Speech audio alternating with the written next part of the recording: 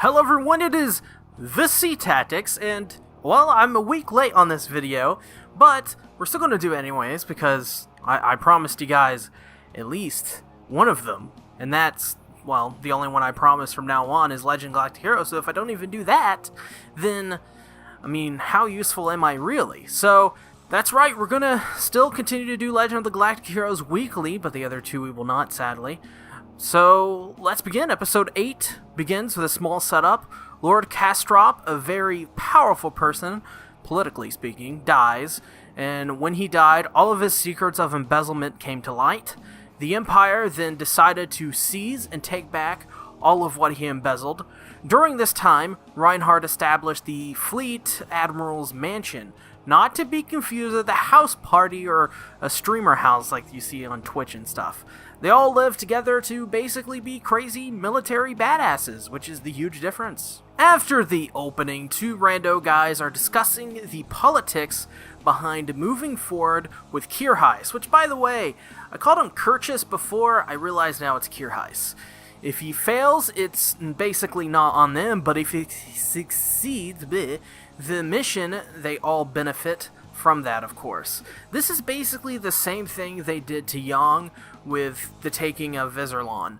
But if he succeeds in stopping the rebellion, he gains probably more power and is promoted a little bit more heavily than Yang would be. Now, we cut to later when the battle just starts with Maximilian, and almost immediately they tell you Kirheis' force has only 5,000 whole, but the rebellion has 10,000 strong.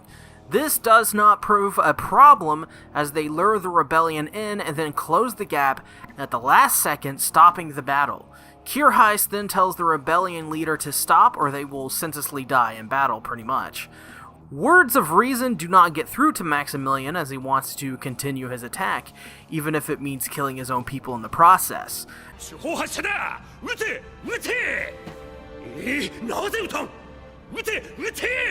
Thankfully, the crew puts a stop to this, and all of them open fire on Maximilian after he pulls a gun on them, killing Max in the process and stopping the battle.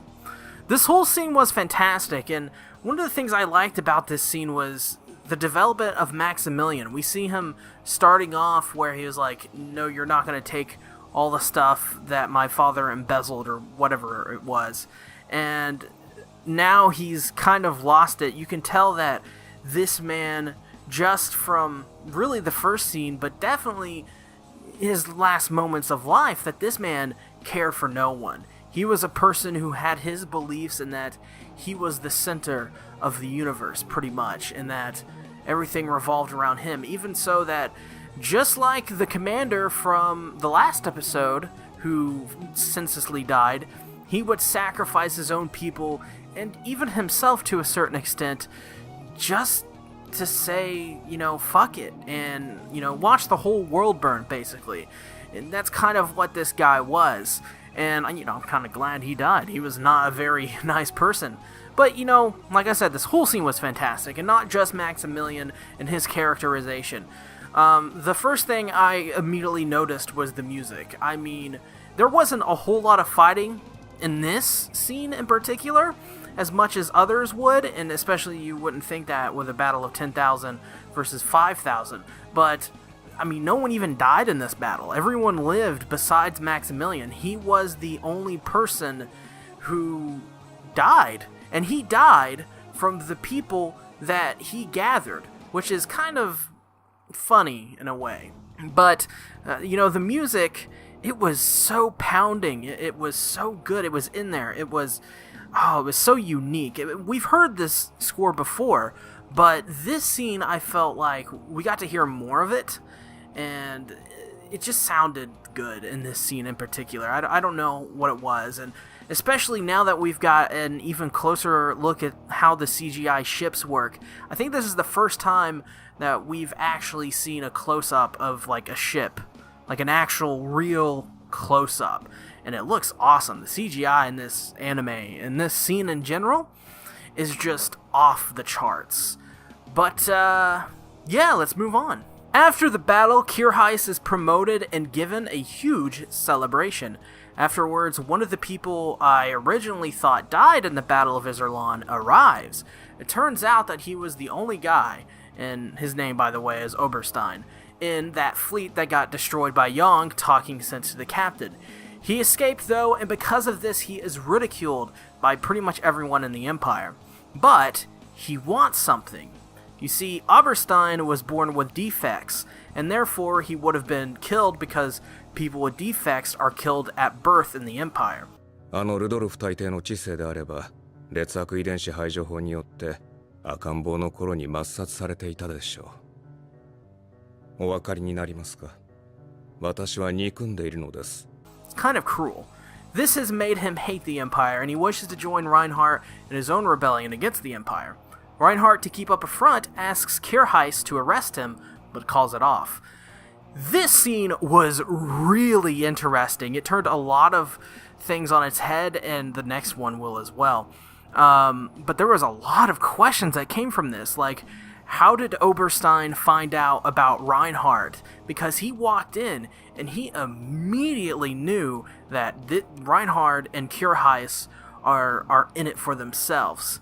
And I think a part of that has to do with Reinhardt's sister. We'll talk about that later in the next scene because it fits more with that.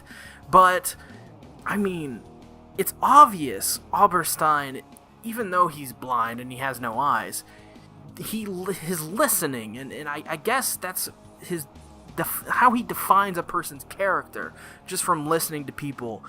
It must be very good. He must have been some kind of world traveler or something. He must have talked to a lot of people and have this rich backstory and know people's true intentions because, you know, he's probably been there or he's just experienced a lot of life that, hey, a lot of people maybe not, you know, don't know or whatever. So Oberstein is definitely a very interesting character because of that. And through this scene, there's a little bit of world building for the Empire and the universe in general.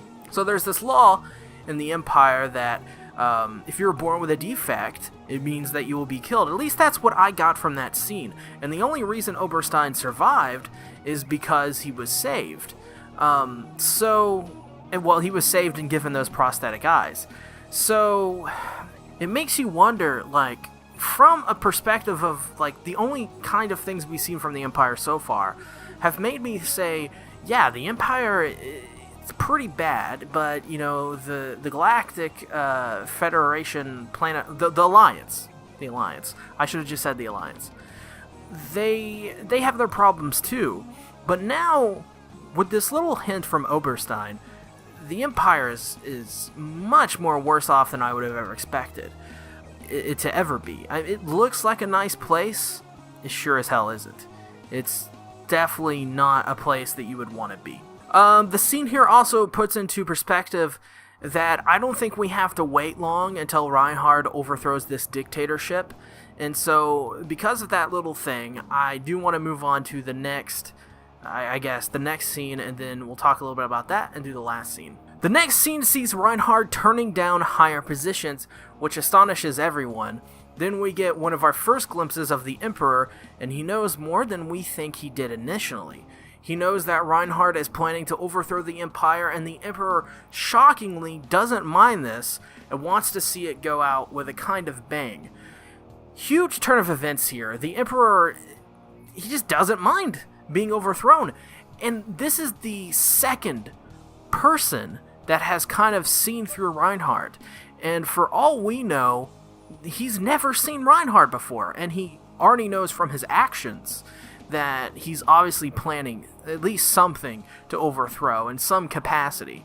So that makes me think that, and this will, I'll save this for later for the most part because I really want to talk about it more, but it definitely shows that Reinhardt isn't being as careful as he wants. He's being careful to the people that I guess matter the most, but in terms of the one person that, you know, maybe he should be a little bit more careful to, you know, the Emperor. He kind of sees through Reinhardt. He kind of knows what he's planning.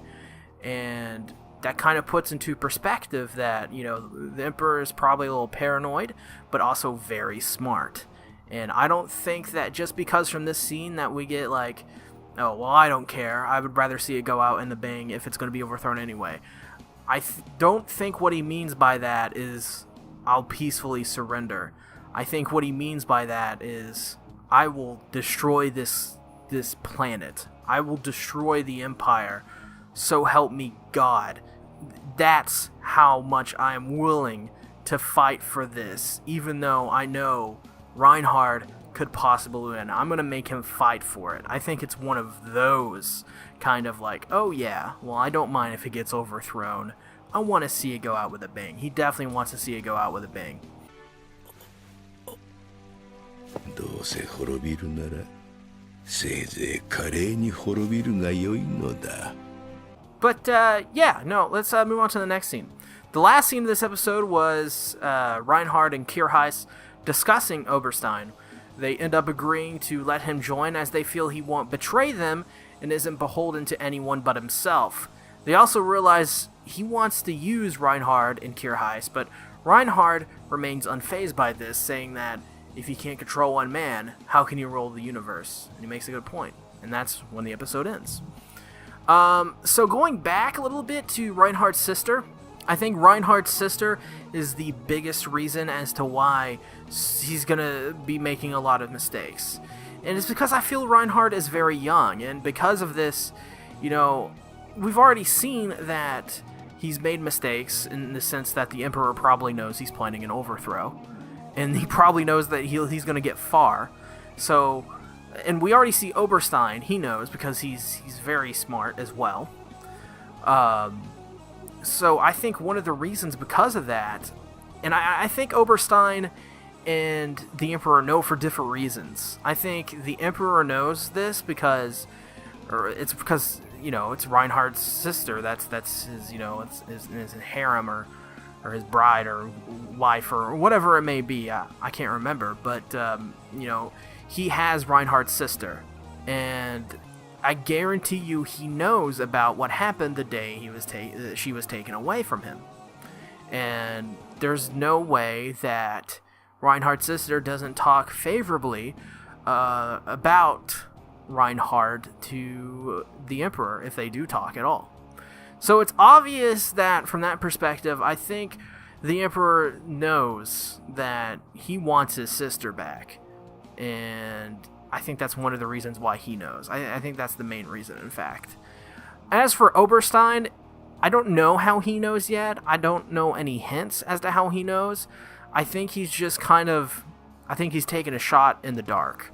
That's what I think he's doing. That's my prevailing theory as of right now as to how Oberstein knows this. I don't think he has any concrete evidence. I think he sees the actions of Reinhard, and he sees how popular he's getting, and he sees the ranks and the things he's turning down. And I think Oberstein just has a hunch. And I think that he's in a situation now where he's possibly lost everything in terms of his standing. So if he could team up with Reinhard and Kierheis, maybe it could save him a little bit, and at the same time he could, you know, it's a mutual benefit. They both want the same thing, and that is to overthrow the Empire and to change the Empire completely. So we'll see when it comes to that. That's an interesting dynamic. Oberstein and Reinhard both technically want the same thing, but they have different reasons, I guess. And I also want to know the role that Oberstein plays in this. Will he be a key role, or will he be delegated to his role of before? Will Oberstein defect to the Alliance? That's another thing that could happen. But yeah, overall though, very nice episode. I really want to hear your guys' theories about what happened in this episode down in the comments below. Tomorrow we're getting another episode, of course, and tomorrow is when I'll release it. I'll do same day release, because I'm cool like that. Unless the episode comes out on Tuesday. I can't remember which days the series comes out. It's either Tuesday or Wednesday. Either way, expect it on a Wednesday or Thursday, I guess. So, yeah, thank you all for watching the video. I hope you enjoyed the video. What do you think about Legend of the Galactic Hero so far? Is it good? Is it bad? I want to hear your thoughts and opinions. Make sure to hit that bell icon button when you subscribe to me as well. Also, make sure to hit the like button. That's also a good one. And make sure to tell your friends about me and follow me on Twitter. I'll see you guys later. Thanks for all the support you give me. I appreciate it. Bye-bye.